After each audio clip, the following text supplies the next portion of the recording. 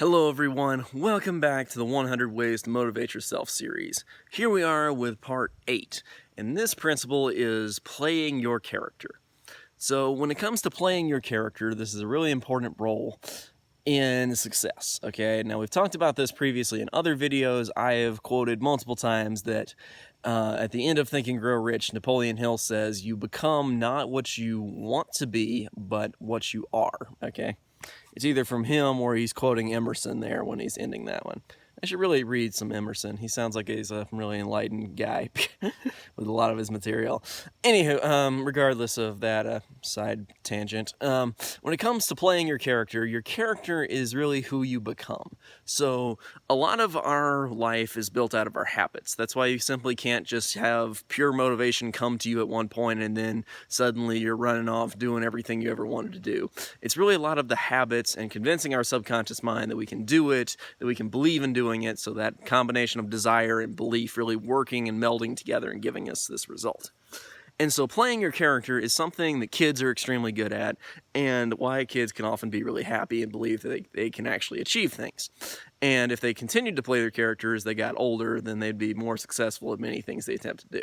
It's a lot of doubt and indecision and fear that people get fed that really kind of destroys that playing of our characters.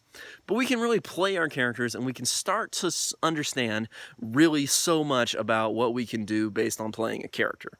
Now here, our author talks specifically about Spock, Leonard Nimoy playing Spock, and him saying that this character taught him so much about logical, rational thinking that it really reshaped his life.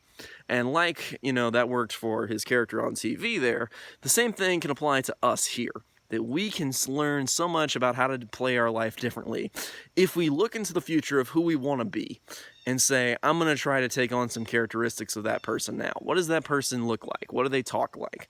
Maybe that person's in better shape than I am, Maybe they started out by running a little bit more. So maybe I'm going to run 2 minutes a day. That's nothing. I could start off doing that. And it's that building to your character. You're never going to build to who you want to be unless you can picture that person as you are now. Because in the end, you do not get what you want in life. You get what you are. So what you can convince yourself that you are and what you can play yourself to be is kind of what you'll grow into. The old phrase, fake it till you make it.